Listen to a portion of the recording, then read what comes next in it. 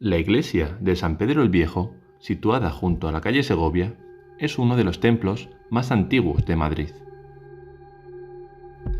No es una de esas iglesias que llamen la atención por su belleza o su espectacular arquitectura, ni siquiera su interior, tras los sucesivos expolios sufridos durante la Segunda República y la Guerra Civil.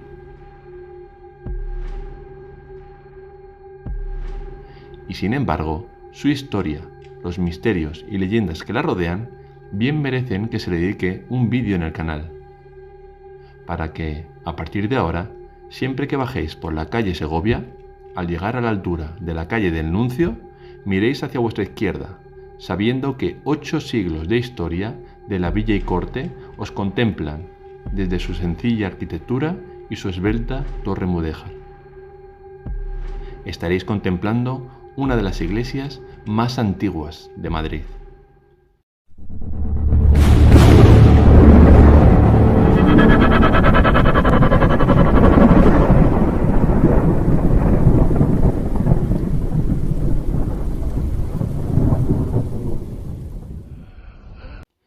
Aparece ya citada en el Fuero de Madrid de 1202.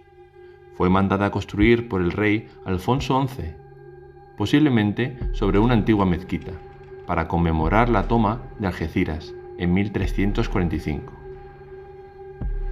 Destaca por su torre mudéjar de ladrillo del siglo XIV, de 30 metros de altura.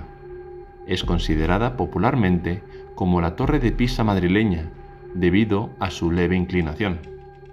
El interior fue reformado en el siglo XVII, aunque conserva elementos de los siglos XV y XVI.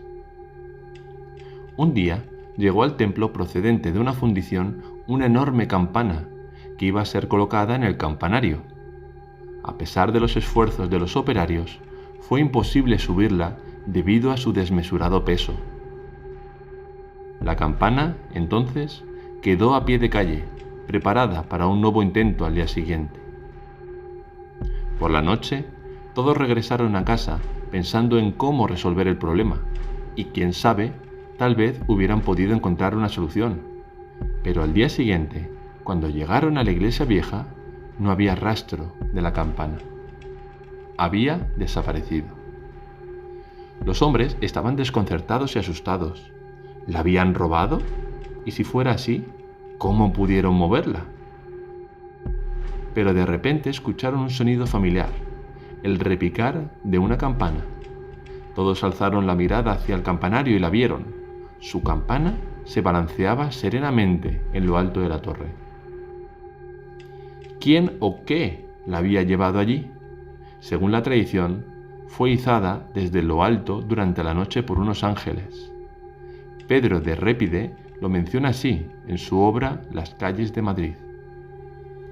La iglesia de San Pedro el Real siempre llamó la atención por su pobreza, a pesar de su antigüedad y mérito. Incluso tiene su leyenda, la cual dice que existía una gran campana que, por su tamaño y peso, no se podía subir, y una mañana amaneció puesta, y desde entonces tenía poderes para alejar tempestades y tormentas, ante tal punto que cuando era utilizada decían: «Huyamos, que tocan la campana de San Pedro». Cuando se aproximaba una tormenta, la campana repicaba, ya que tenía el poder de alejarla y que no arruinara las cosechas. La leyenda cuenta también que cuando tañía la campana de San Pedro, podía ser el anuncio de alguna desgracia. Por ello, era frecuente que las gentes huyeran del lugar cuando la oían sonar. La gran campana permaneció en la torre hasta mediados del siglo XVI, cuando se quebró por la mitad y fue sustituida por las dos más pequeñas. En 2 ocasiones, las campanas han llegado a sonar solas, sin intervención humana. Fue el 13 de septiembre de 1598, cuando anunciaban la muerte del rey Felipe II en el Escorial, y también volvieron a sonar el 2 de mayo de 1808, cuando se produjo el levantamiento contra los invasores franceses.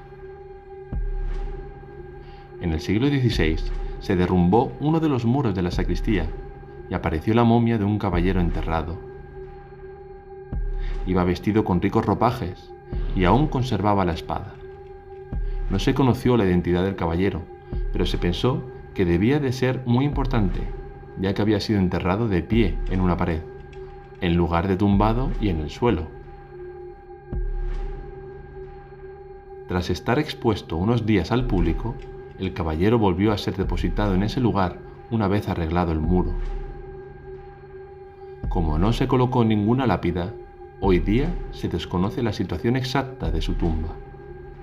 Jerónimo de Quintana lo dejó grabado en tinta del siguiente modo: pocos después se cayó un cuarto del lado de la sacristía y trajo tras de sí un pedazo de la pared de la iglesia, y con su ruina quedó descubierto en un hueco de ella un cuerpo entero con su peto y espaldar, y la cabeza solamente comida y despegada del cuerpo, de persona principal según parece, por enterrarla armado en hueco de pared y no en el suelo.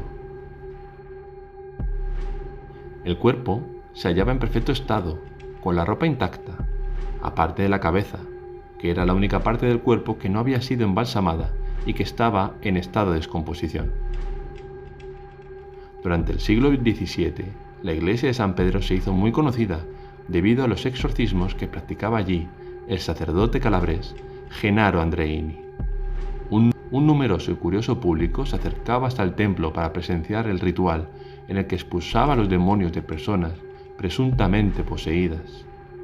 Fueron tantos los exorcismos que realizó que hasta el escritor Francisco de Quevedo lo cita en unos versos de la época: venid, viejas, a San Pedro, venid, que ya está el beato Andreini con hisopos preparado a sacar diablos.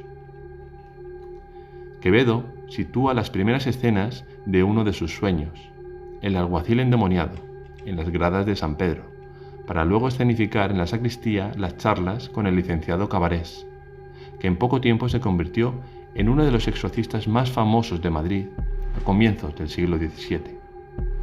Al final, el Santo Oficio tomó cartas en el asunto y cortó en seco tantas posesiones diabólicas, enviando al sacerdote de vuelta a su país. La iglesia de San Pedro el Viejo se salvó de la quema de conventos de Madrid de 1931, pero sufriría graves daños durante la Guerra Civil, cuando su interior fue desmantelado, perdiéndose en el proceso importantes obras de arte, principalmente tallas, retablos y pinturas. Hoy, en el siglo XXI, podemos seguir disfrutando de la majestuosa figura de esta iglesia tan antigua. Como os he dicho, situada junto a la calle Segovia, es uno de los templos más antiguos de Madrid, al que os invito que visitéis a menudo.